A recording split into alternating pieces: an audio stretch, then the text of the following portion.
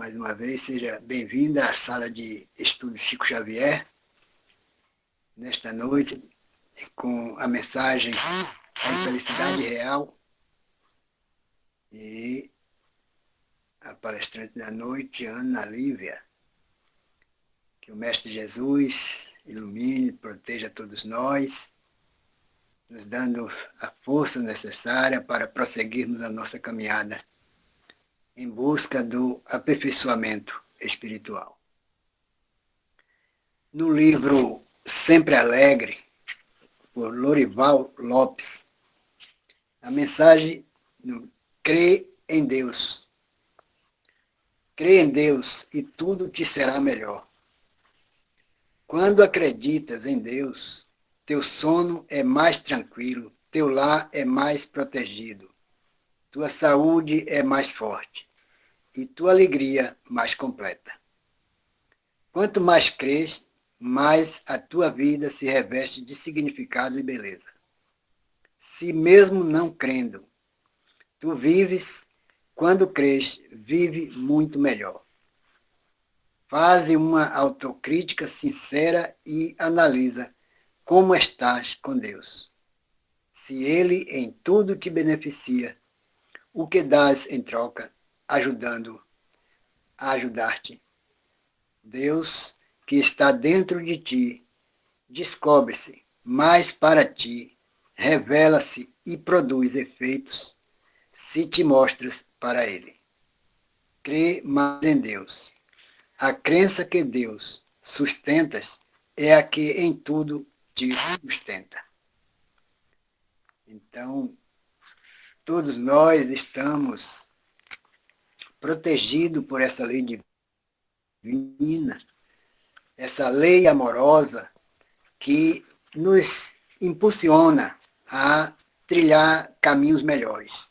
E nós, humanos, ainda estamos acostumados naquelas reclamações, que eu não tenho sorte, eu não sou feliz, fulano é abençoado, eu não sou. Um monte de situações que nós ainda, pela nossa imperfeição, a gente fala e às vezes nem sequer se dá conta do que estamos falando. E o próprio Jesus nos chama a atenção, mostrando que nós não devemos fazer julgamento. Mesmo nós lendo tudo isso, ainda pensamos, ainda fazemos, ainda temos essas imperfeições que estamos trabalhando e procurando a cada dia melhor. Porque Deus dá a cada um de nós o melhor possível. Às vezes a gente diz que Deus perdoa, que vamos pedir perdão a Deus.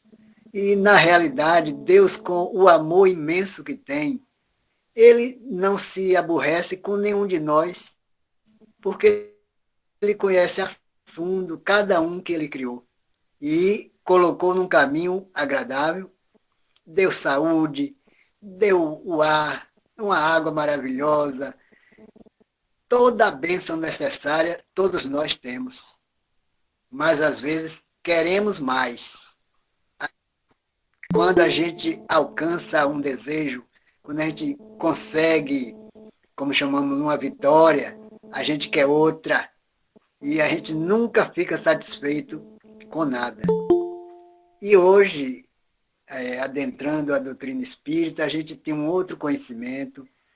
A gente sabe que a verdadeira felicidade é a alegria que existe dentro de cada um de nós. Então, com essa alegria, a gente vai se fortalecendo nesse amor de Deus que está para toda a criatura e cada um absorve de acordo com o grau evolutivo que ele tem. Nós não temos condições de transformar uma outra pessoa, mas através dos nossos exemplos, a outra pessoa pode seguir se ele já estiver em condições de entender esse processo. Então, boa noite a todos. Boa noite, seja bem-vinda, muita paz. Obrigada. Então, Lorival Lopes nessa mensagem, crer em Deus, é exatamente sobre isso, porque crer em Deus, a gente precisa suportar todas as situações que às vezes chamamos de contrária, adversa ao que desejamos, mas que faz parte, porque um sofrimento que a gente passa, uma decepção, uma ingratidão, serve como experiência para a gente avançar. Para a gente avançar é preciso um empurrão. E o empurrão nem sempre é um elogio, mas algo nesse sentido para a gente analisar a realidade da vida. Então, o amor de Deus é uma bênção para todos nós.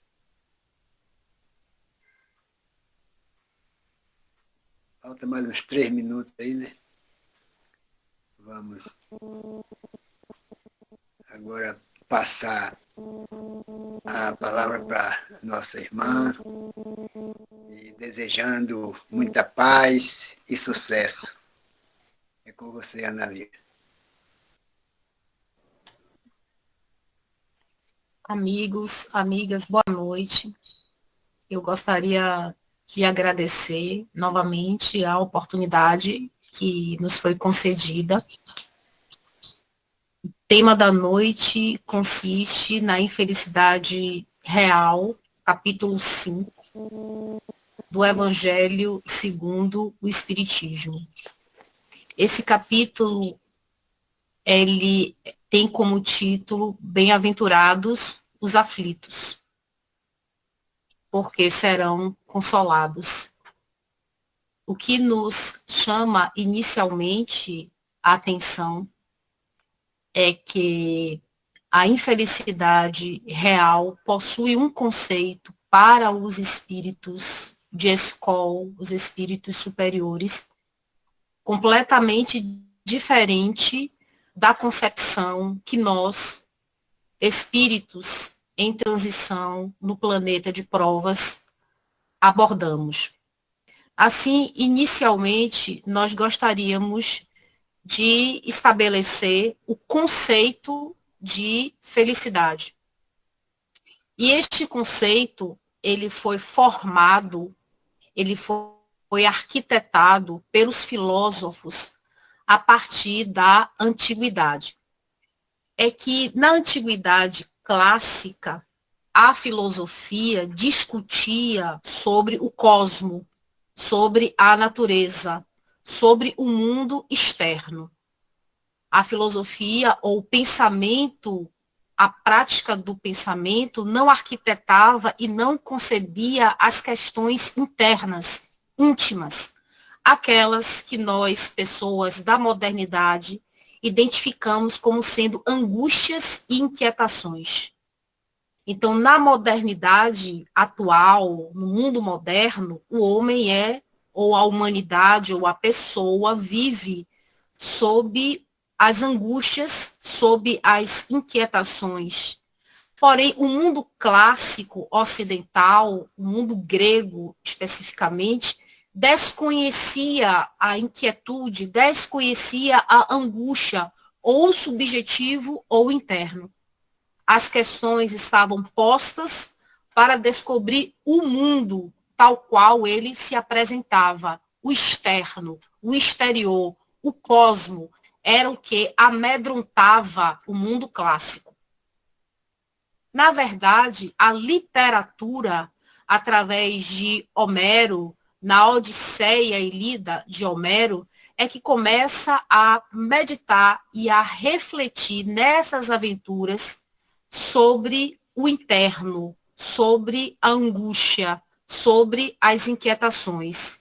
Então, é com a personagem Heitor e sua esposa que se começa a desenvolver uma ética de batalha, uma ética de guerra, e, portanto, se voltar, ao menos inicialmente, para os problemas da intimidade, para os problemas do afeto, para a afetação, para o subjetivo. Mas ainda de forma muito embrionária, porque a literatura na antiguidade questionava sobre uma ética de batalha, sobre uma ética do vencedor, sobre uma ética daquele que predominava pela força. Então, era tudo muito ainda voltado para o externo, para o exterior. E no século V a.C., os ensinamentos morais, através da filosofia de Eurípides, de Sófocles e de Ésquilo, já há um pensamento, portanto, em Atenas, de uma ética não mais de combate, mas uma ética de cidadania na ágora.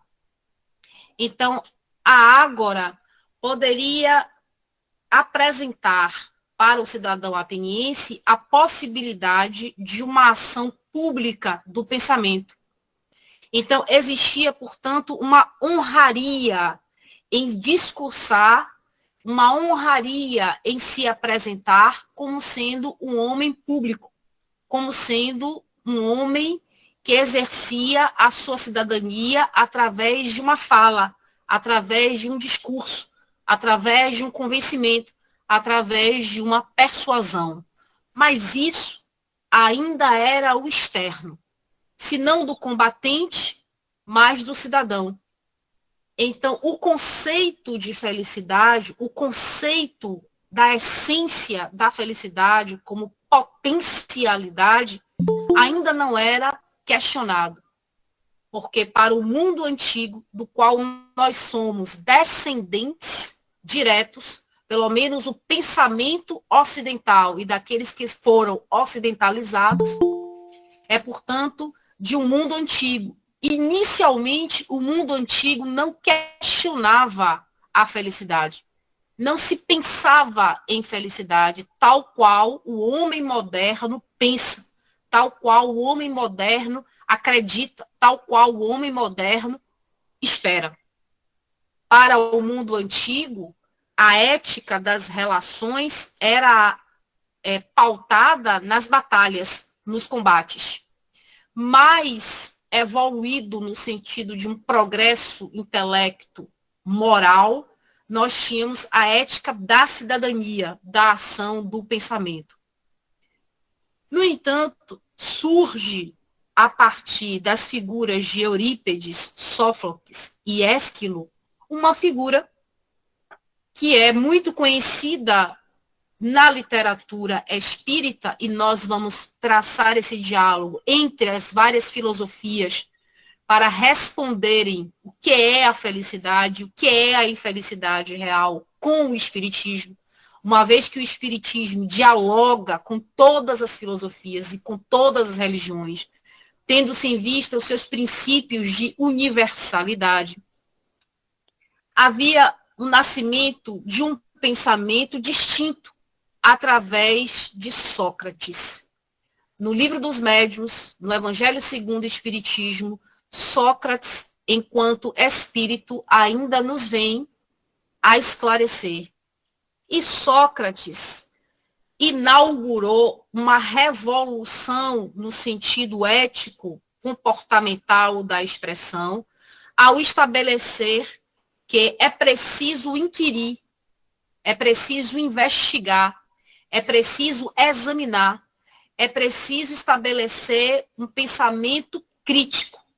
E este pensamento crítico determina uma revolução moral ou para a ética tradicional da época, o que implica na morte, na condenação e na morte de Sócrates, porque ele se opôs ao pensamento tradicional da época, qual seja um pensamento em que o comportamento e o comportamento dos atenienses era diametralmente oposto ao que se pregava, ao que se acreditava. E, portanto, Sócrates foi condenado à morte. Primeiro, em razão dessa revolução ética que ele provocou com o seu discurso. Depois, porque ele introduziu uma concepção de diálogo com um Deus não conhecido pela antiguidade, que era exatamente o seu daimon. O seu daimon, na interpretação da doutrina espírita, nada mais era que uma entidade, nada mais era que um espírito. Eu tenho para mim que era o seu anjo guardião, o seu anjo protetor. E ele diz, através de Platão, na defesa, na apologia da apologia a Sócrates, que ele não errou em sua vida, porque ele sempre ouviu o seu daimon. E por isso ele vivia numa espécie de eudaimonia, ou seja, numa espécie de felicidade, porque cumpria o seu dever de ouvir aquele Deus. Deus para o mundo grego e espírito para nós que somos espíritas e que acreditamos na comunicabilidade, na existência e na imortalidade dos espíritos. Então, contrariando toda a moral tradicional, só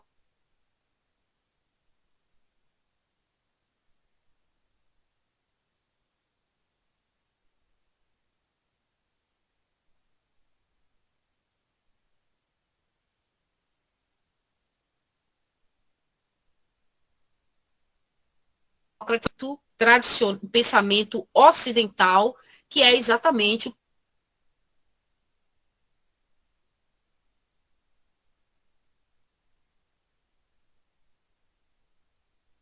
pensa no mundo grego a partir de Sócrates, que é a felicidade. A felicidade, ela só pode ser obtida através de uma vida filosófica, através de uma vida em que a pessoa se entrega à investigação, ao exame crítico, em última palavra, ao autoconhecimento. Inclusive, o Evangelho é claro nesse sentido. O Evangelho, através das palavras e das concepções socráticas, estabelece novamente o emblema, o aforisma, conhece-te a ti mesmo. O Evangelho segundo o Espiritismo. E Aristóteles, discípulo de Platão, em sua Ética a Nicômaco, afirma que o projeto filosófico maior é o projeto da virtude. E a virtude tem por sentido uma vida feliz. Mas a virtude não pode ser conquistada através de uma teoria. Digamos assim, eu estou na faculdade e respondo uma questão, que é virtude, que é ética, passo e sou uma pessoa virtuosa, e sou uma pessoa ética, e consequentemente sou feliz. Não se trata disso. Aristóteles, esse pensador grego, afirmava que a virtude só se obtém com a prática e que todas as pessoas têm, portanto, paixões, mas que uma pessoa é virtuosa quando ela se deixa conduzir pela virtude e não se dominar pelas paixões.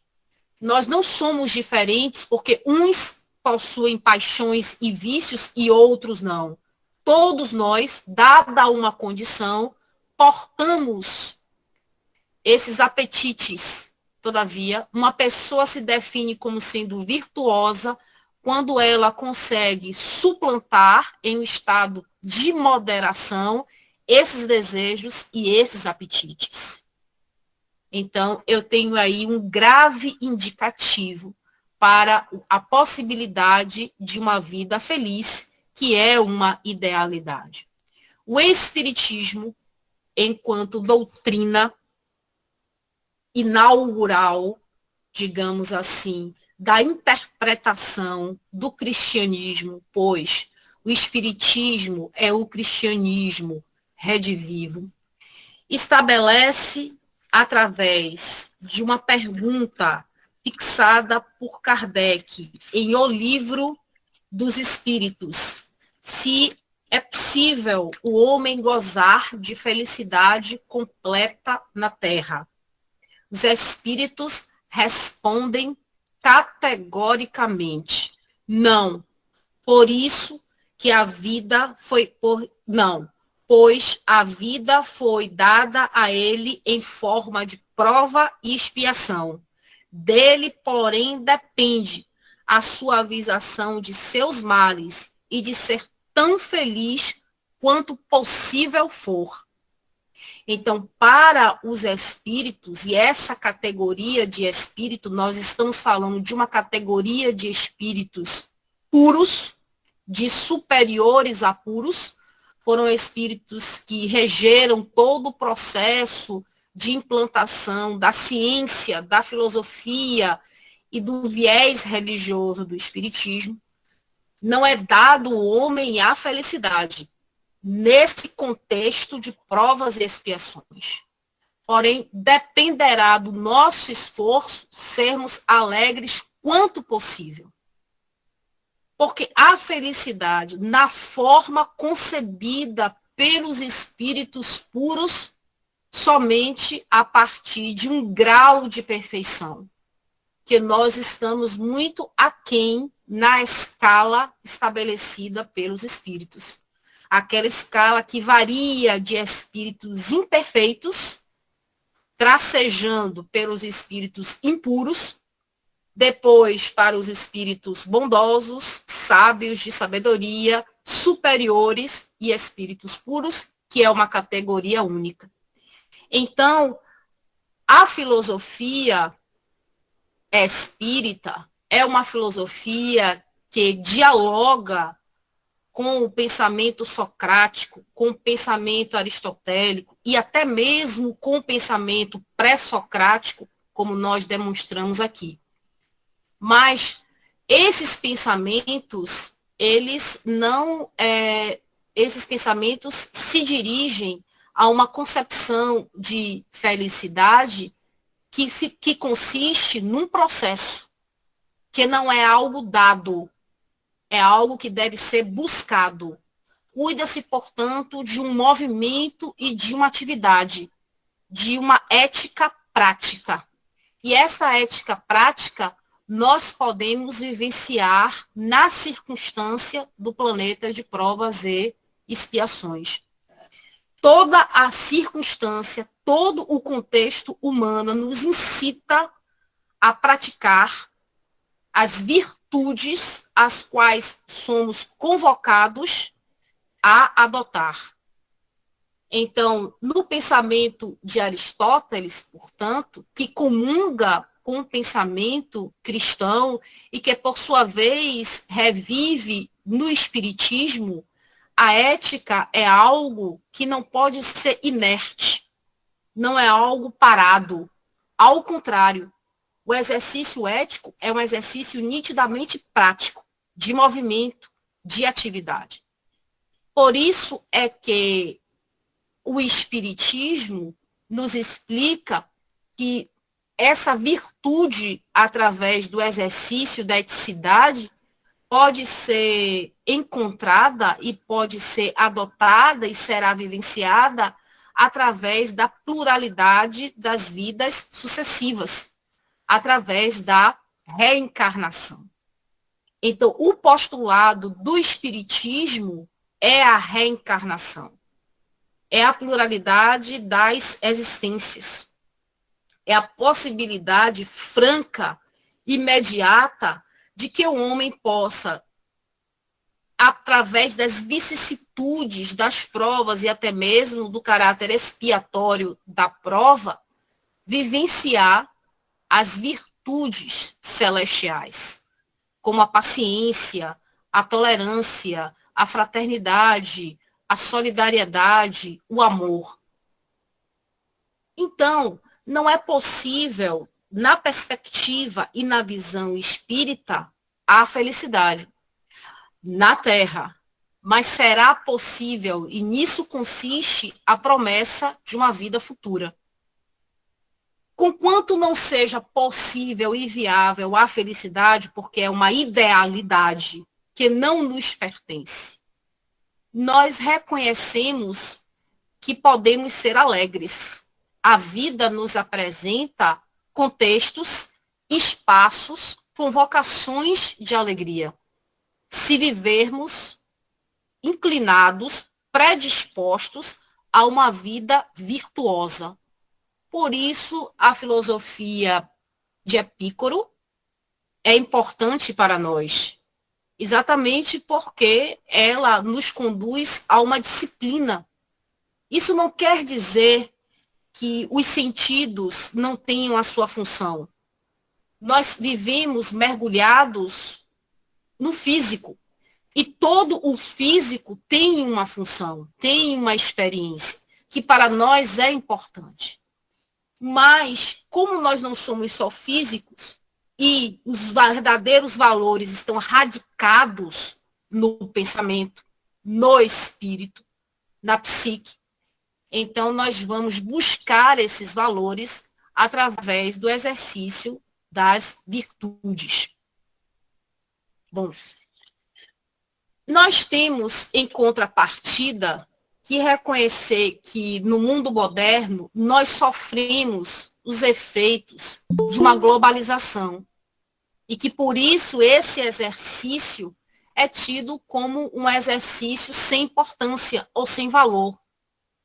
Então, devido ao excesso de informações que nos chegam de forma muito intensa e são difíceis de serem assimiladas, porque são informações fragmentadas, sobretudo informações sobre violência, que revela sempre uma brutalidade, nós permanecemos muitas vezes indiferentes aos sentimentos de humanidade, indiferentes aos sentimentos de piedade, indiferentes aos sentimentos de solidariedade e de fraternidade. Portanto, nós também, pelos efeitos desse fenômeno de globalização, aliado aos aspectos nitidamente neoliberais, de que tudo pode ser monetizado, tudo pode ser precificado, a ansiedade nos causa transtornos psíquicos de muita complexidade. Até o século XIX, até, portanto, 1800, tudo era fixo. Por exemplo, vamos considerar aqui um século XII, plena Idade Média, em que existiam as classes ou estratificações de servo, de clero e de nobreza. Uma pessoa que nascesse na condição de servo morreria naquela condição. Uma pessoa nobre, da mesma forma. Até no século XIX, eu estou falando, portanto, de 1800, tudo era muito fixo. Até, eu diria, há algum tempo atrás, há 50 anos, ou há 40 anos, digamos assim, se alguém dissesse que iria fazer um concurso público, isso era plausível e que a pessoa, digamos assim, iria desencarnar a funcionária pública. Mas de um tempo para cá, nós sabemos que nada é fixo, que o mundo é veloz, que as relações são inconsistentes, que tudo é transitório e que nós não temos nada fixo. Até o século XIX, nós poderíamos, de forma minuciosa, planejar a nossa vida, porque da mesma forma que nascíamos, iríamos morrer. Não havia nem mesmo uma mobilidade social. Nós podíamos fazer um projeto de toda uma vida, porque nem mesmo uma mobilidade de classe existia. Não podíamos transitar nas classes, não podíamos transitar nem mesmo nos lugares.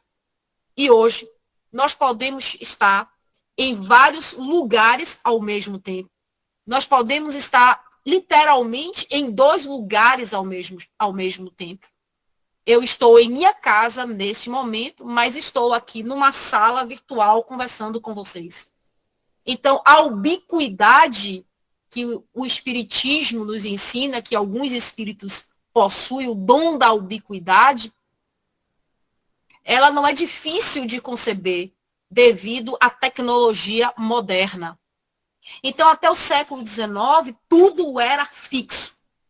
Mas o século XXI nos trouxe o que o sociólogo polonês radicado na Inglaterra, Zygmunt Bauman construiu com uma metáfora chamada de mundo líquido. Tudo é líquido. O amor é líquido. As relações são líquidas e, portanto, inconsistentes. São velozes e se dissipam no ar. O mundo líquido é assim. E essa liquidez, e essa velocidade, e essa inconsistência gera para o homem moderno, nessa modernidade líquida ou subjetiva, o que se denomina de ansiedade. E a ansiedade causa vários efeitos, dentre eles a depressão. Porque nós não podemos, digamos assim, projetar a nossa vida. Eu não sei nem mesmo o que vai acontecer amanhã, porque não é possível fazer um projeto de dias, não é possível mesmo fazer um projeto de horas. Nós fazemos, mas muitas vezes eles se desfazem por causa da velocidade e da nossa instantaneidade no mundo líquido. O tempo é o mesmo, mas a nossa relação com o tempo foi completamente modificada. Então, o pensamento do homem moderno e como ele concebe a felicidade e como ele se preocupa e quer buscá-la é diferente, por exemplo, da antiguidade. Mas é diferente em termos, porque o homem antigo buscava a felicidade no combate, na força, no predomínio pela força, ou no discurso, ou na ação do pensamento discursivo, no externo. Os filósofos é que pensaram fora desses estritos e tradicionais termos e disseram, existe um eu, existe um subjetivo, existe uma substância pensante. E essa concepção do eu e do eu infeliz ou do eu feliz é trazida por aqueles que pensam, pelos grandes cérebros cuja reencarnação ou encarnação foi permitida pelos espíritos superiores na Terra. Como, por exemplo, um cérebro privilegiado como o de Descartes. Eu acabo de descobrir que o pensamento é algo que me pertence. Ele não pode ser retirado de mim. Eu sou, eu existo, isso é certo. Ele diz, mas até quando? Por assim dizer, até o momento em que eu pensar.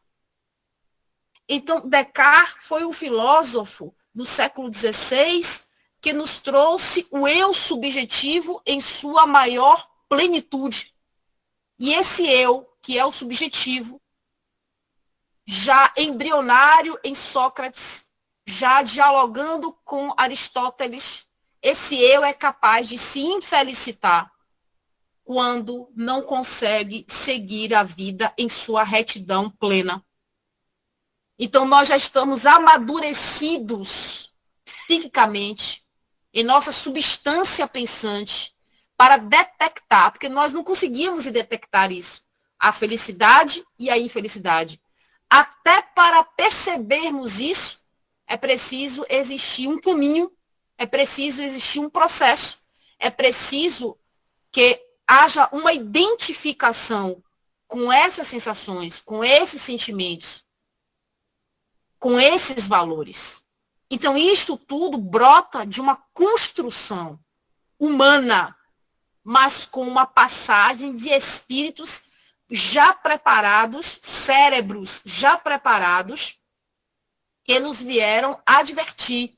Você pensa, você existe, você sente, você é um indivíduo, porque a noção de individualidade, de ser pensante, de ser que se afeta, sou feliz, não sou feliz com isso, do ser que examina, que analisa essas condições, esses estados psíquicos, foi algo adquirido, foi algo historicamente vivenciado, foi culturalmente construído, mas foi visto, analisado e apresentado por cérebros maiores que o nosso, através das organizações espirituais que autorizaram a chegada desses espíritos na Terra, desde os pré-socráticos, que eu citei aqui, dessa longa caminhada, Homero, Eurípides, Sófocles e outros, como Sócrates, como Aristóteles e como Descartes,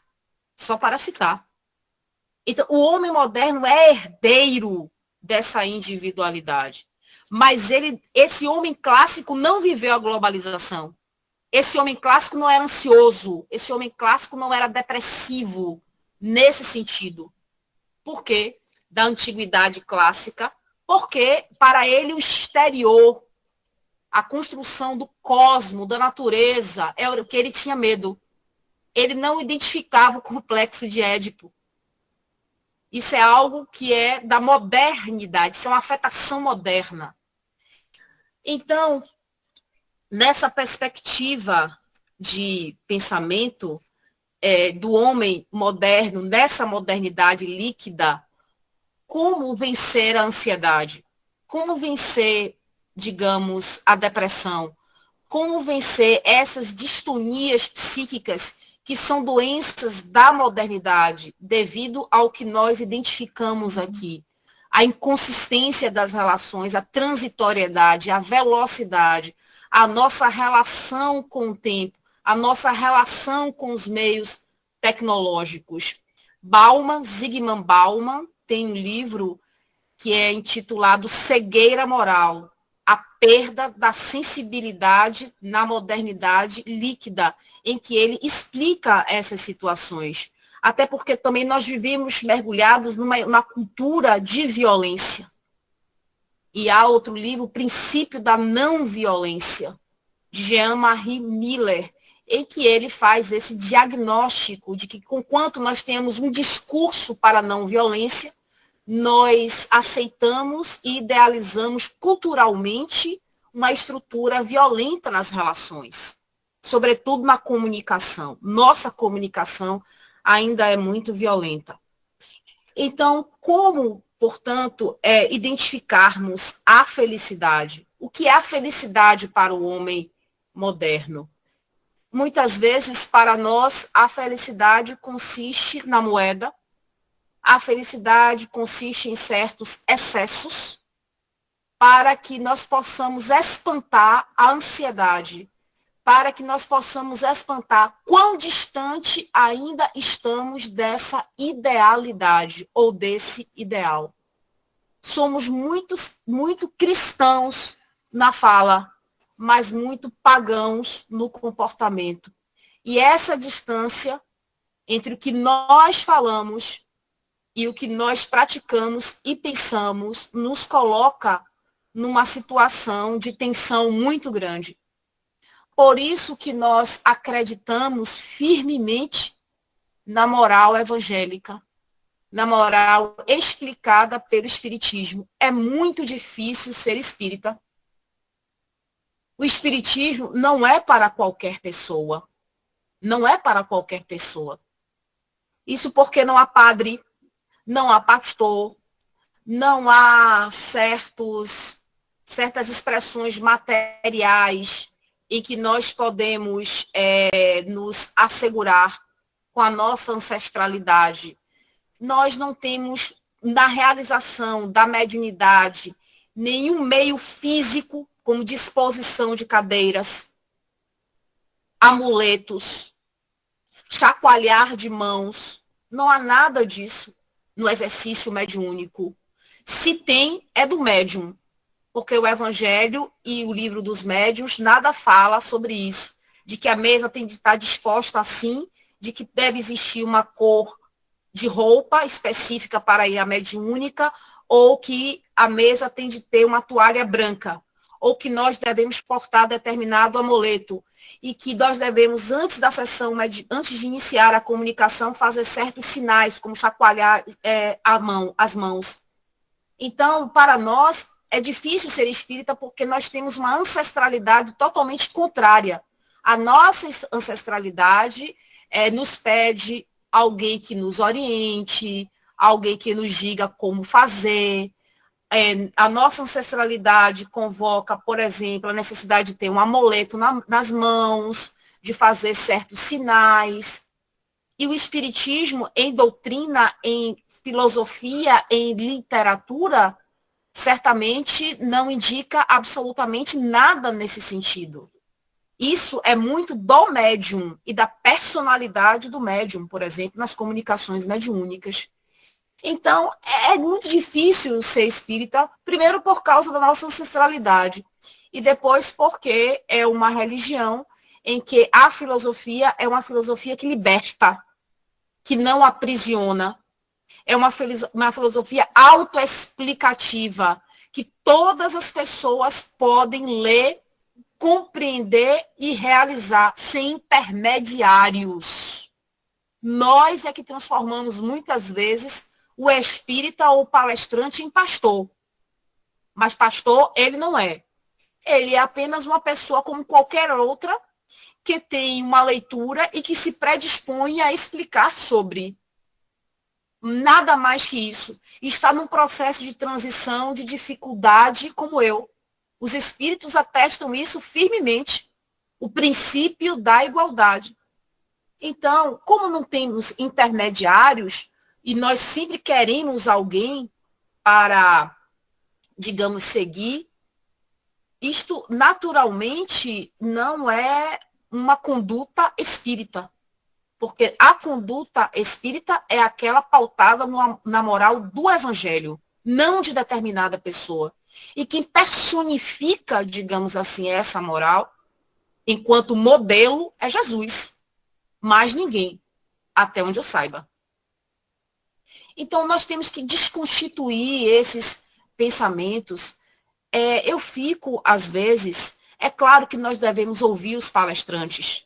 É claro que nós devemos refletir sobre o que eles falam. Afinal, são pessoas que são dedicadas, devotadas ao espiritismo no sentido do estudo. Mas eu fico, digamos assim, surpresa quando pessoas me mandam seguidamente, quase todos os dias, palestras de um só palestrante. Eu jamais ouviria uma palestra de um só palestrante. Aliás, as palestras devem ser ouvidas, como esse grupo aqui se apresenta, em uma diversidade, em uma pluralidade de falas. Em nossa casa espírita, nós temos a Casa da Caridade, Irmã Elizabeth, nós temos, por experiência, um grupo de estudo, como vocês têm aqui. Porém, o nosso é presencial, porque para nós é mais cômodo, é mais próximo. E nós estudamos a revista Espírita semanalmente, e é um estudo que recebeu o nome de estudo mediúnico. Não é um estudo da mediunidade, é um estudo mediúnico da revista Espírita. Porque nessa reunião nós fazemos a leitura da revista Espírita, nós sabemos da existência da revista Espírita, ela foi escrita por Kardec sob a orientação dos espíritos, e é a primeira ramificação, depois da codificação, do espiritismo. Nesta reunião, após a leitura da revista Espírita, nós discutimos a revista e ouvimos os espíritos, através, evidentemente, dos médiuns. Um é vidente, outro pode fazer a psicofonia, e nós estamos na casa espírita. Eu fico me perguntando, há centros ou há casas espíritas sem sessão mediúnica? É possível o espiritismo sem sessão mediúnica? Eu diria que não. Porque um dos postulados e dos pilares do espiritismo é exatamente o princípio da comunicabilidade dos espíritos.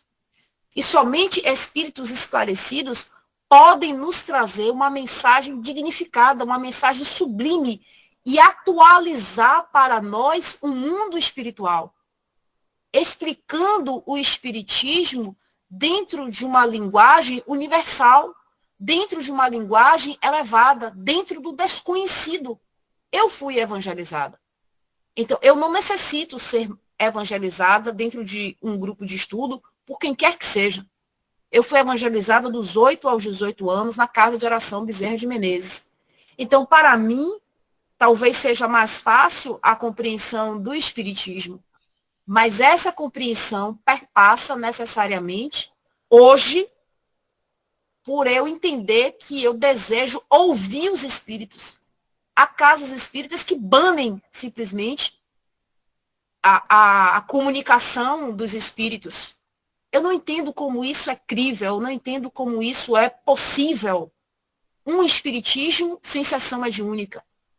É claro que nós podemos ter pessoas que se proponham em estudar o espiritismo, mas estudar o espiritismo sem permitir a comunicação dos espíritos é mera doutrinação.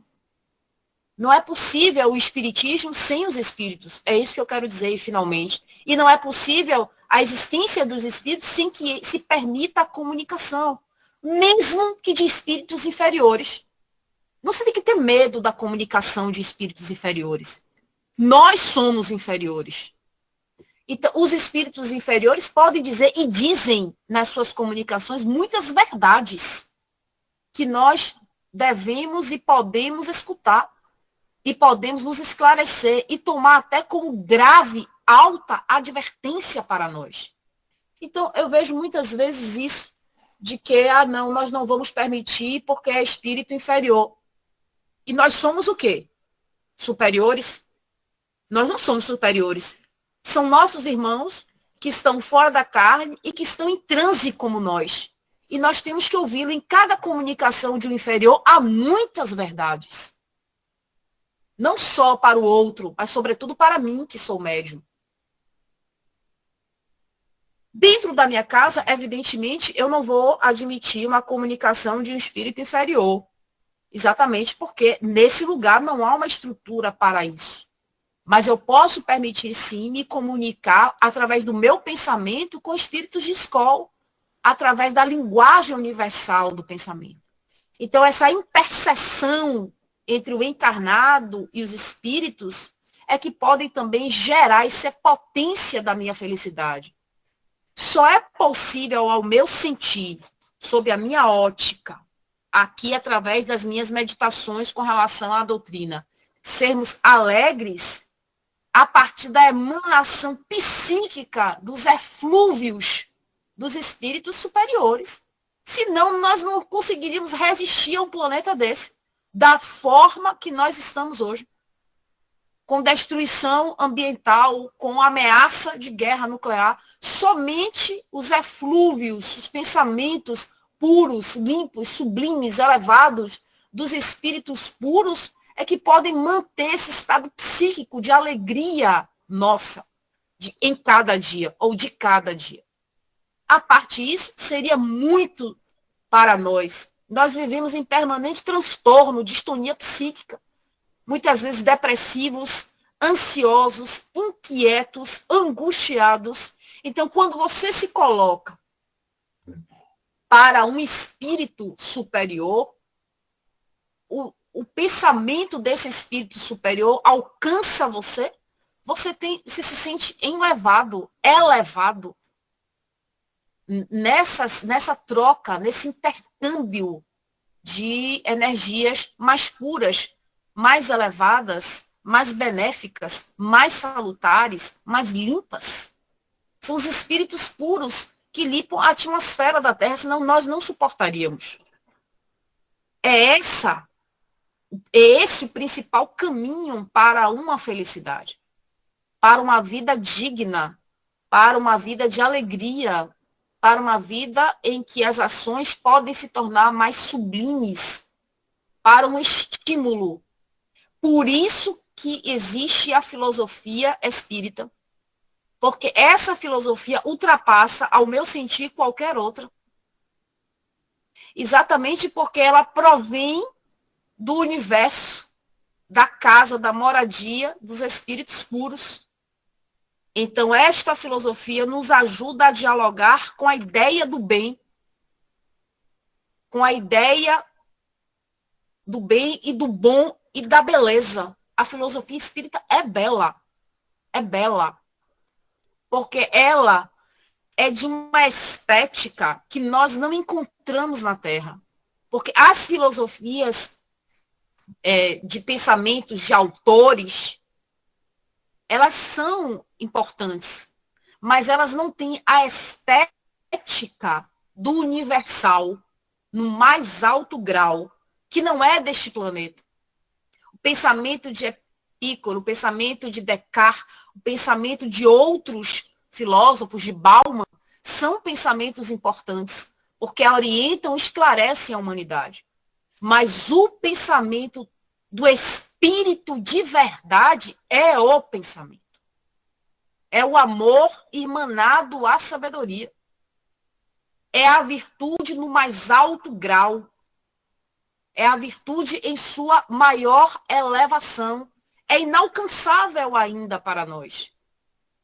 Mas nós já podemos entrever, nós já podemos vislumbrar, e por isso a desejamos. Então, esse ser perturbado que nós somos, esse ser conflituado que nós somos, esse ser triste que nós somos, é porque ainda não podemos viver cercados na ideia do amor, na ideia do sublime, na ideia da felicidade. Todavia, os espíritos, através da filosofia, nos mostram um caminho. Por isso que para eles a infelicidade real nada tem a ver com a infelicidade que o homem moderno acredita. A infelicidade para o homem moderno, eles colocam, vou colocar a expressão entre aspas, é o fogão sem lume, é a pobreza, é a fome. A infelicidade para o homem moderno é o credor quando bate a porta. É o féretro que se segue, é o sepultamento, é o enterro que se segue de cabeça baixa. A nossa infelicidade é essa. É a vaidade quando está completamente despida. A nossa infelicidade é essa. Para os espíritos, não. A infelicidade real está lá no Evangelho, no capítulo Bem-aventurados os aflitos. A infelicidade real é exatamente quando nós estamos eufóricos. Por isso que a doutrina escolástica, eu chamo aqui Santo Agostinho, afirma: a alegria é a máscara da tristeza. Para os espíritos, a euforia é a infelicidade real. Para os espíritos, a cesta com flores, com rosas, escondem no final uma serpente. Então, muito do que nós acreditamos e pensamos, identificamos como algo infeliz, como uma derrota, não é para os espíritos. Porque os espíritos, esses espíritos, os espíritos da categoria de superiores, eles entendem que não se trata de uma derrota. Se trata de um caminho, se trata de uma melhora, se trata de um aperfeiçoamento, se trata de uma prova e de uma expiação para que eu consiga perseguir a perfeição, que é a minha finalidade, que é o meu sentido. Dialogar com a infelicidade real é muito difícil, porque nós temos um conceito muito limitado de felicidade. Embora achemos, ninguém está na Terra para casar filho. Mas nós achamos isso. Para formar filho, para nos casar, para ter um carro, para nos formar. Estamos na Terra para isso? Não. Isso faz parte? Faz. Mas não é esse o sentido. Porque se eu fosse formada, se eu tivesse me casado, e se eu tivesse formado filhos também, eu estaria feliz. E não é esse o caso. É um sentido maior, embora isto faça parte da minha condição de humanidade. É evidente que faz. Eu vou formar meu filho, eu posso me casar, eu posso me formar. Mas tudo isso eu tenho de sintonizar com algo que é maior, que se radica em meu espírito, em eu espírito. O que é que está radicado em eu espírito?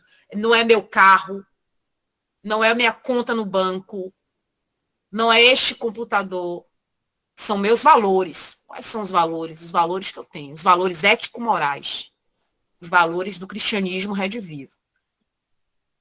Porque a despeito de pessoas que não têm nada e conseguem um grau, uma potência de alegria. E todos que estão no planeta de provas e expiações, ressalvados, se nesse momento nós nos depararmos com espíritos de superiores a puros, estão sob o palio da dor, do sofrimento. Salvo se você... Eu não vou nem colocar superior nessa fala.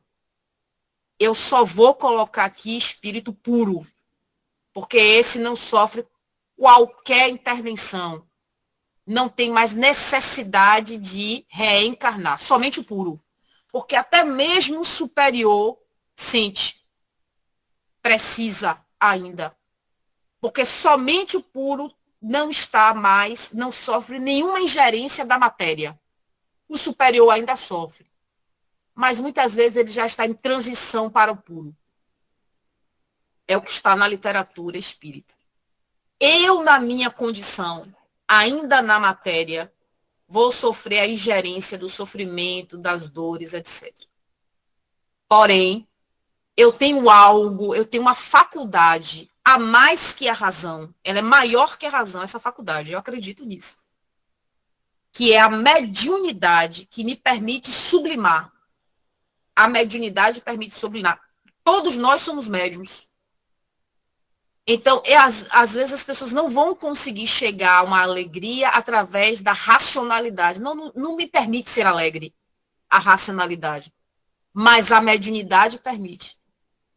Exatamente porque eu vou comungar, eu vou confraternizar. É uma Pentecostes com os espíritos mais avançados que eu. E esses, através dos seus eflúvios, dos pensamentos dignos, vão me beneficiar. E, portanto, eu vou ficar naquele estado. Hoje eu estou alegre.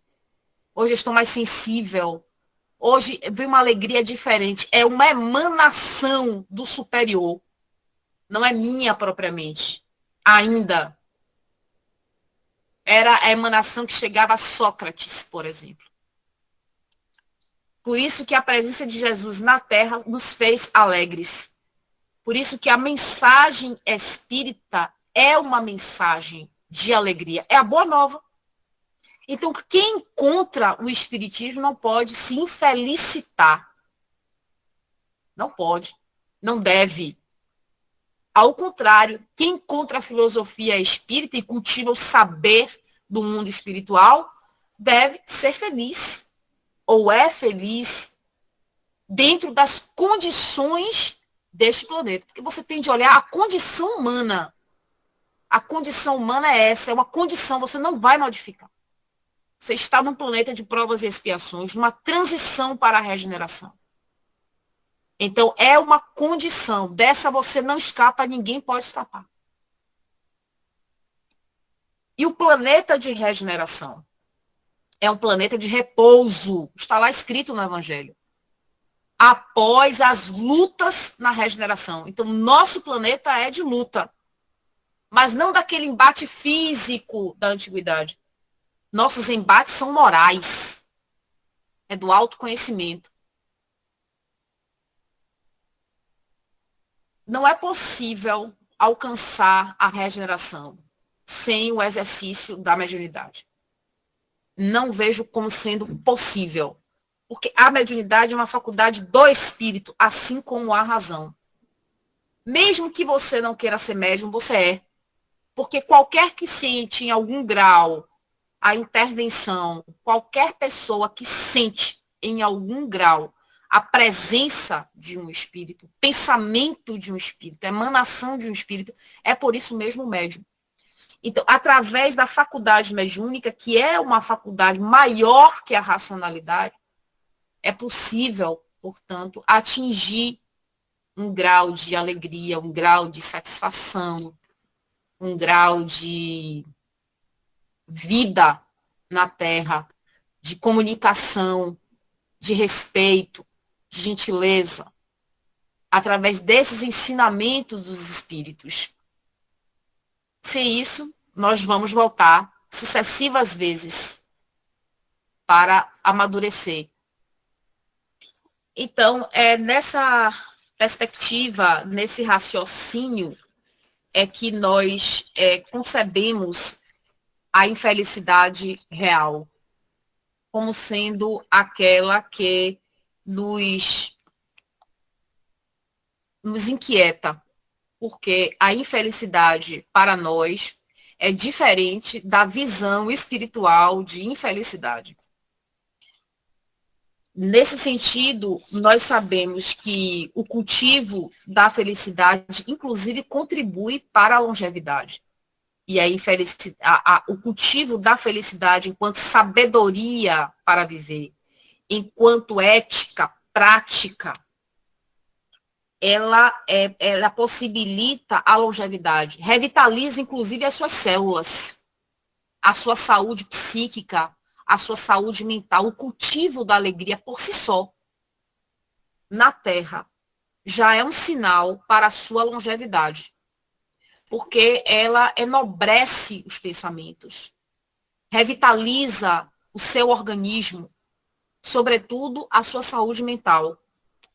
A felicidade pode ser adquirida e preservada. Pode-se aprender a ser feliz se se consegue adquirir experiência e conhecimento acerca das atividades humanas. Então, a felicidade sempre é capaz de gerar um sol de alegria, mantendo a juventude, mesmo numa idade avançada.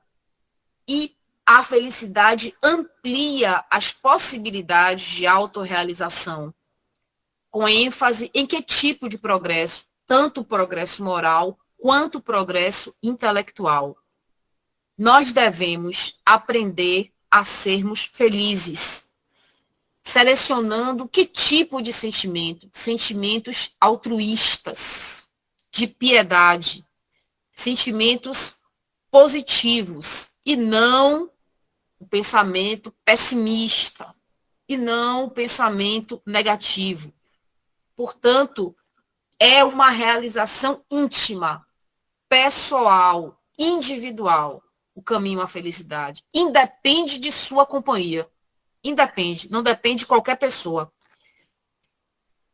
O que ocorre é que muitas vezes nós, quando se está com alguém, é um prazer, nós manifestamos os sentimentos de bem-estar, mas muitas vezes aquela companhia não nos planifica. E nós, portanto, voltamos a sermos infelizes, porque não é a companhia, é o indivíduo enquanto ser, enquanto substância pensante. Nós temos de ampliar, portanto, as companhias e sermos fraternos e solidários. E a felicidade também consiste em que saibamos administrar as ocorrências do cotidiano, sabendo, portanto, retirar de situações difíceis toda a cota que se possa edificar, que se possa contribuir para aprender e considerarmos acontecimentos difíceis como propostas educativas. É nisso que consiste a felicidade, com Jesus. Muito obrigada. Eu deixo espaço para a pergunta, não é, Alberto? Se alguém, alguma colocação, eu acho que é importante termos esse espaço para dialogar. Muita paz e trouxe para nós ensinamentos do dia a dia para que possamos entender exatamente o caminho que estamos percorrendo. Então, é nessa luta, porque tudo que nos causa alegria nem sempre realmente é alegria. Então, tem um ditado que diz que nem todo bem é bem, nem todo mal é mal. Então, tudo tem uma consequência na nossa trajetória. Então, sabemos que o amor de Deus é essa maravilha que nos dá esse conforto, esse consolo na nossa trajetória terrena. Então, Deus te proteja, te ilumine, te fortaleça. E se tiverem para fazer algum comentário, tem mais alguns minutos. Alberto já levantou a mão, Fidelis. Boa noite, pessoal. Estamos muito gratos, Ana, pela sua reflexão. Foi um estudo profundo, válido, porque a filosofia, né, trata desse pensamento que a gente tem, é uma potência, né? O pensamento é uma potência que possuímos e muitas vezes a gente não sabe usá-lo ao nosso benefício. E o quanto é importante estudar e pensar, né? É uma potência que nos proporciona felicidade. Tá? Saber pensar é uma possibilidade também de sermos felizes. Ana, no Evangelho, eu concordo com você quando você falou que, né, a mediunidade no mundo de regeneração é necessária, porque tem uma mensagem no livro, no Evangelho, onde os Espíritos dizem que a união fraternal entre os espíritos e os encarnados só se darão, né, a verdadeira regeneração, se houver essa união sincera e fraternal. Então, eu digo assim, a mediunidade no mundo de regeneração vai ser necessária para todo mundo, né? Explique direitinho para a gente como é isso. Eu diria que espíritos são também médiums. O espírito é médium, encarnado ou não. Encarnado ou na erraticidade. Ou habitando algum mundo. Porque a mediunidade, assim como a racionalidade, é uma faculdade do espírito. Então, espíritos também são médiums. Mas os carismas e as diversidades dessa faculdade em outros mundos certamente são distintas. Podem ter aspectos, carismas da mediunidade que nós não conhecemos, em suas nuances. Nós conhecemos certos padrões para a comunicação, psicofonia, psicografia. Porém, em outros mundos, a exemplo do mundo de provas e expiações, que a mediunidade, que o intercâmbio mediúnico, porque o espírito também é médium, pode assumir como assume caracteres distintos, nuances que nós ainda não percebemos ou não está dada para nós, devido às nossas limitações e à nossa franca ligação com a matéria. Nós ainda somos muito materializados e, portanto, há nuances do intercâmbio mediúnico, o qual ainda nós não percebemos. É nesse sentido que eu disse. Então, é crível, é razoável se acreditar que os espíritos também são médiums e que eles estejam ou não na erraticidade, eles se comunicam através do intercâmbio deste processo. Não é só o encarnado que é médium. Se eu estivesse em outro planeta, em outro mundo, em outro status, eu também poderia me comunicar através do exercício mediúnico. Uma forma de comunicação é o pensamento. A telepatia, que é imaterial, por exemplo.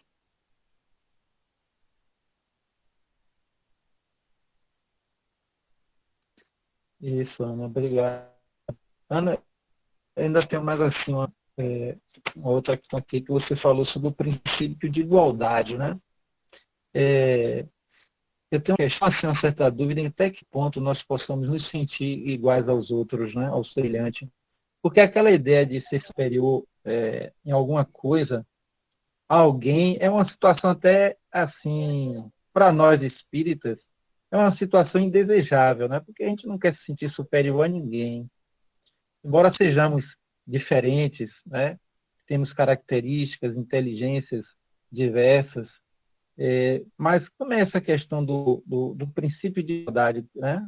Explica aí para a gente direitinho. Você até falou aí, tocou nesse assunto. É a lição da humildade. Na Terra, todos nós estamos numa faixa vibratória. Todos nós estamos submetidos a uma condição. Qual a condição do nosso planeta? Provas e expiações. É uma condição. Ou porque tem um destaque numa situação diferente da nossa. Pode ser uma situação diferente, mas se preserve a igualdade. Ele está também numa situação de transição. Ele está também numa situação em que há uma necessidade de reparos, há uma necessidade de progresso ainda. Só quem pode dizer que não é impactado pela matéria é o espírito puro. Todos os demais são, então todos os demais são necessitados, não é? Enfim, de serem reconhecidos como tais. Então, a lição da igualdade é a lição da humildade. Eu não sei, eu vejo muito no movimento espírita isso. É uma crítica não ao espiritismo, é uma crítica ao movimento espírita, de querer colocar palestrante e tudo mais em pedestais. Sinceramente, eu não vejo isso como sendo algo benéfico para nós. Não vejo mesmo. É uma opinião muito sincera, eu não vejo. Eu recebo aqui mensagens todos os dias do mesmo palestrante. Coitado, o palestrante nem sabe. Eu ouço casualmente. Às vezes eu não tenho tempo de ouvir. Mas, assim, porque eu sei que a pessoa é uma espécie de devoção. Eu não acho isso salutar. Eu acho que a diversidade de opinião, a diversidade de caracteres, a diversidade de pessoas no mundo e suas formações são importantes para o nosso crescimento. E que o espiritismo, ele não tem, como nós sabemos, não tem papa, não tem, digamos assim, padre, não tem nada disso. Nós apenas interpretamos, que algumas pessoas se destacam mente, e é muito importante devido à sua elevação moral, devido à sua inteligência, devido à sua capacidade. Mas nós, por exemplo, devemos preservar e devemos ouvir aquelas pessoas que estão em nossa casa. Em nossa casa, quando eu digo em nosso centro espírita, que são palestrantes e que podem falar mais próximos aos nossos corações, às nossas necessidades. E nós não, digamos assim, não respeitamos ou não preservamos ou não valorizamos. É isso que eu quero dizer. Então, eu acho que é importante essa valorização do palestrante em determinada medida, em determinados limites. Eu acho que isso é muito importante, essa consciência no espiritismo de que qualquer pessoa, não tem nenhum indicado, não tem nenhum iluminado, qualquer pessoa pode abrir o livro dos espíritos e pode estudar e pode praticar a ética cristã e se tornar espírita. Então, a casa espírita é para congregar melhor, é onde se preserva melhor essa congregação. Mas é um exercício nitidamente individual, que é, digamos assim, estimulado, que é protegido dentro do intercâmbio com espíritos.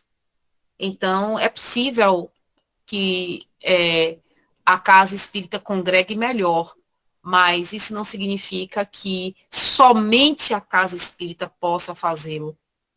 Não.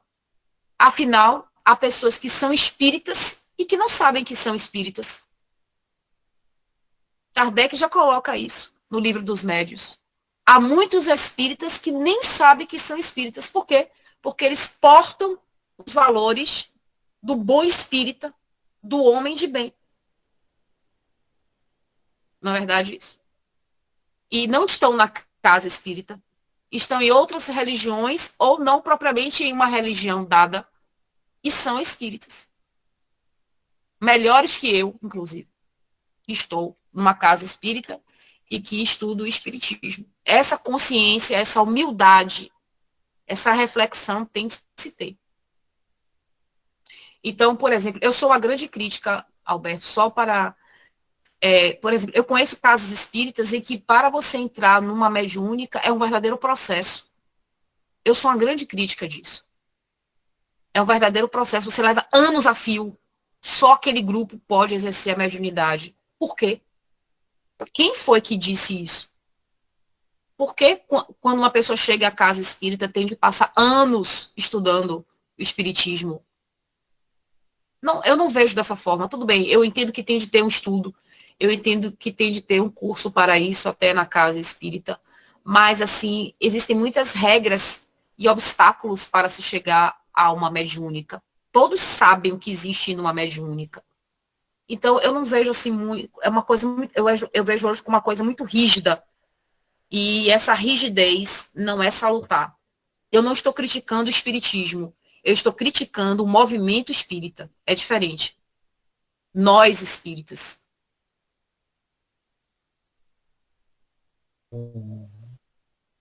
Mesmo porque, né, o excesso, o zelo em proteger, achando dos perigos que a mediunidade nos traz, né? Sabendo que as pessoas já têm o despertar da responsabilidade, da consciência, deve haver também essa possibilidade de abrir, né, mais aberto com a mediunidade e com os espíritos, né? Eu também penso da mesma forma, que deveria ter uma flexibilidade ou trabalhos que exijam de acordo com a capacidade de cada médium, né? Porque necessariamente mediúnica de tratamento aos espíritos sofredores. Tem também reuniões que podem ser direcionadas para diálogos com os espíritos amigos, os guias, porque tá? A gente ouviu espíritos que estão ali querendo despertar na gente o lado bom. Eu também concordo que precisa também ter essa flexibilidade, né? Não ser tão rígido, mas criar também salas, oficinas, onde as pessoas também participem e vejam que a comunicação com os espíritos, ela também se dá daqui para lá, desde quando seguindo os princípios, né, de responsabilidade, de compromisso. Isso aí eu concordo com você, né, plenamente. Quem sabe, né, as casas espíritas também próximas se adequam a essa possibilidade. Grato também pela observação, viu, Ana? Obrigado pela resposta. Fidelis, meu amigo, desculpe aí ter feito as perguntas. Agora é com você, amigo. Não, Alberto, poderia fazer até 10. Estamos aqui para tirar dúvida com o palestrante, né? E aprender, né? Ana, sua palestra foi muito boa, uma reflexão excelente. A palavra felicidade é uma palavra abstrata, não enxergamos, não pegamos, mas sentimos, né? É igual ao nosso próprio Deus, né? Então, a pergunta que eu tenho de fazer é o seguinte: o que é ser feliz de verdade, na sua opinião? Bem, eu vou citar aqui uma obra que eu li, que é a obra... Eu tenho aqui essa obra, é sobre a vida do Padre Germano. Para mim, é um dos livros mais belos da literatura espírita. Eu não sei se vocês têm conhecimento. Memórias do Padre Germano. Para mim, se não o mais belo, um dos mais belos da literatura espírita. É o meu livro de cabeceira. Eu sempre leio e releio esse livro, e cada vez de forma diferente. O espírito feliz, o espírito dentro dessa idealidade de felicidade, ou dessa potência de alegria para a Terra, em nossa condição, é aquele que cumpre seus deveres morais.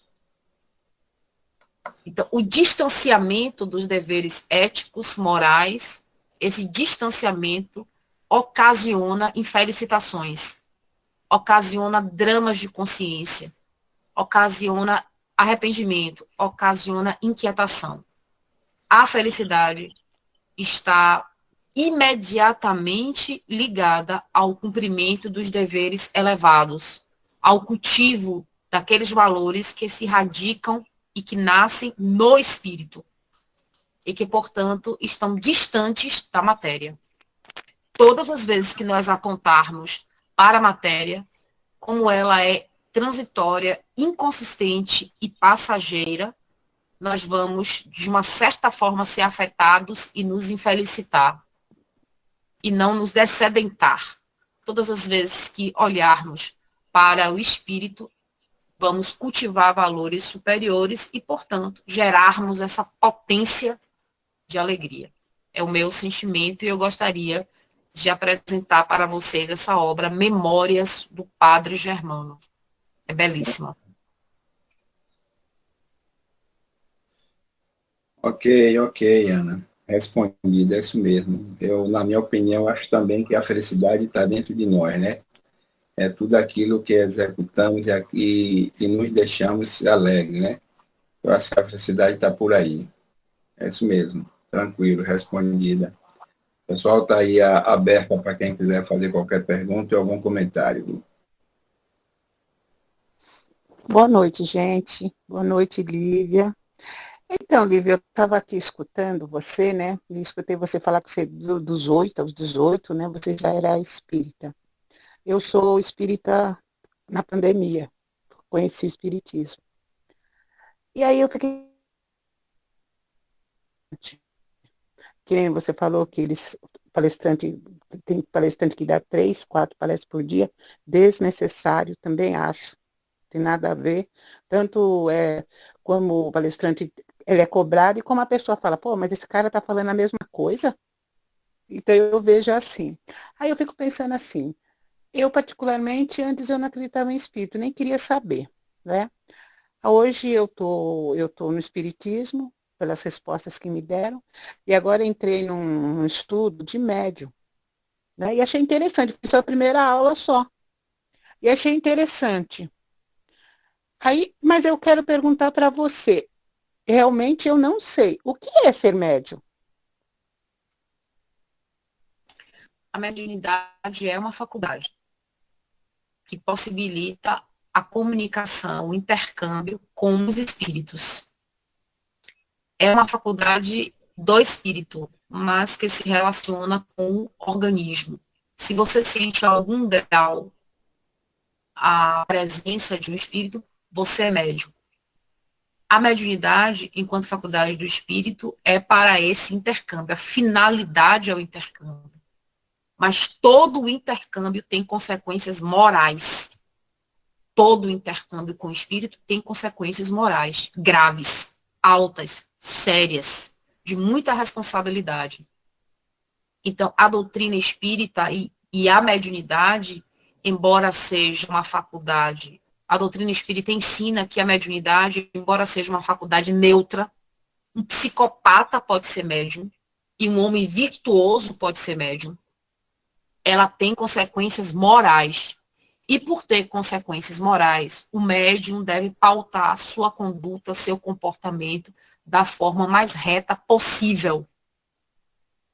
Então, para mim, a grande questão que se apresenta é, em sendo médium, posto que nós somos, qual comportamento que nós vamos adotar perante o exercício da mediunidade? Um comportamento irresponsável, um comportamento sem compromisso, ou um comportamento responsável, assumindo os compromissos que do exercício da mediunidade com Jesus decorre? É essa questão que se apresenta a partir da sua pergunta. Então, em sendo médium, eu parto do pressuposto, do pilar, que todos nós somos médiums. Ser médium é franquear a comunicação com o mundo espiritual. mesmo que a mediunidade seja neutra, porque, como eu disse aqui, um psicopata, um criminoso, uma pessoa que tenha, portanto, uma conduta ignóbil, um criminoso, pode ser médium, porque a faculdade é neutra, pertence ao espírito. Como o homem mais virtuoso que nós conhecemos também pode ser médium. A questão é as consequências morais desse intercâmbio. Porque se o médium não tem ou não possui uma conduta de acordo com o padrão, qual o padrão? O bom espírita, o homem de bem, e exerce a mediunidade, ele pode trazer companhias espirituais que vibrem muito negativamente, pessimistas, com vícios, e, portanto, se afundar, e, portanto, decair, ao passo que, assumindo o compromisso, que é a responsabilidade com esta faculdade, ele pode crescer, ele pode progredir, ele pode melhorar. Então, a questão maior é, a partir de ser médium e de comunicar com os espíritos, comunicar através da palavra, não necessariamente. Você pode se comunicar através dos espíritos, através das suas sensações, através dos seus pensamentos. Só se é médium de espírito, não. Se é médium de sentimentos também. Ser médium do amor, ser médium da paz, ser médium da solidariedade, ser médium do perdão. Isso tudo também é exercício mediúnico. Então, eu não vou ser médium do vício, eu não vou ser médium do descompromisso, eu não vou ser médium da irresponsabilidade. É melhor não exercer a faculdade. É melhor estar reservado a não exercer a faculdade. Então, eu não posso entrar e sair de uma sessão mediúnica quando eu quiser. Essa semana eu vou, mas para a semana eu não vou. Eu estou dizendo abertamente aqui entre colegas, entre amigos. Então, a mediunidade é um exercício de gravíssima responsabilidade. É melhor não abrir o canal, se for fazê-lo se for fazê-lo de forma irresponsável. Eu estou retratando aqui de certos comportamentos. Até o meu mesmo no passado. Eu faltava muito, não era assídua, então eu ficava sempre perturbada. Ao passo que quando eu retornei, me firmei, então é claro, eu sinto a presença de algum espírito, mas eu já sei doutrinar, eu já sei pensar no bem, eu já sei direcionar meus sentimentos, meu pensamento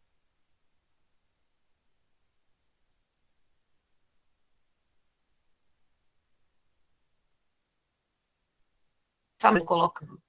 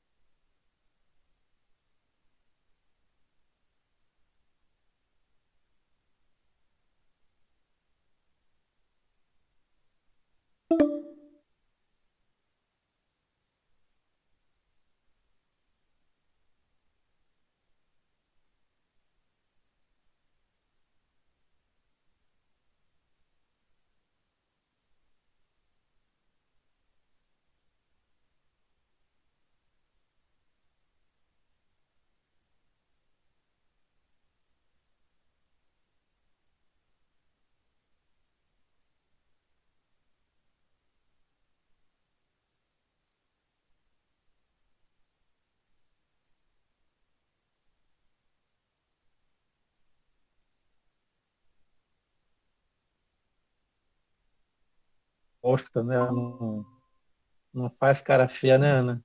Sempre disposta a contribuir com o seu conhecimento, com seus estudos, que tanto nos faz, nos eleva o pensamento, né? Isso é muito bom. Essa diversificação do pensamento espírita, isso que é a riqueza, né? A gente ficar preso só a um palestrante, como se ele fosse a fonte única, isso é ruim. É preciso que a gente ouça, né, os 4 cantos do universo sob essa perspectiva do pensamento espírita, porque é um pensamento natural, que fala da natureza, fala da nossa intimidade, isso aí que é bacana e que é enriquecedor. Né? E penso que a palestra espírita, todas elas são importantes, independe de quem seja que está ali usando da palavra, porque nós temos que ter aquela capacidade da pessoa que está pano, tá? O gameiro não vai ter do cascalho tirar o ovo. Então, essa é a postura da gente ali. Quem ouve é um garimpo. Então, a gente vai tirar ali, né, das palavras do palestrante, a essência, aquilo que ele traz, que a gente está precisando de ver em nós. Isso é que é bonito no treino espírita, né? Eu quero agradecer a presença de todos e que essa noite a gente está para dentro de nós, por essas palavras, né? Como um tesouro, né? um tesouro que vai fazer a gente pensar para a gente ser mais feliz através dessa que é o pensamento, né? Então, Ana, boa noite a todos e a palavra está com você, minha amiga. Se você puder fazer a prece também, nós ficaríamos gratos, viu? Felicidade para todos. Eu queria agradecer a vocês, né, por essa confraternização, né? É uma espécie de confraternização aqui, desse diálogo franco sobre o Espiritismo. E dizer que professor de Espiritismo, somente Kardec, ao meu sentir, Allan Kardec, que pode assumir esse título na Terra, como embaixador dos espíritos na Terra, é Allan Kardec, ninguém mais. A todos nós devemos ouvir e fazer um exame crítico, ter um pensamento de análise. Todos os palestrantes que se esforçam na difusão do Espiritismo, nós cometemos muitas falhas, muitas vezes imprecisões, mas o importante é o movimento da divulgação do Espiritismo. É isso que é mais alto que o próprio palestrante. Então, o Espiritismo é mais importante. A comunicação da literatura espírita é uma comunicação superior. E é na comunicação que nós devemos nos deter. Jamais a pessoa que comunica. É nessa perspectiva que nós devemos refletir. Agradecendo a Jesus por essa oportunidade de falar sobre o Espiritismo na Terra. Que os Espíritos protejam os nossos lares, as nossas famílias. Abençoe e planifique toda a Terra nesse momento para nós, que é um momento extremo, que é um momento de transição. Agradecida e agradecidos, pedimos permissão à espiritualidade para encerrar essa etapa do trabalho. Que assim seja.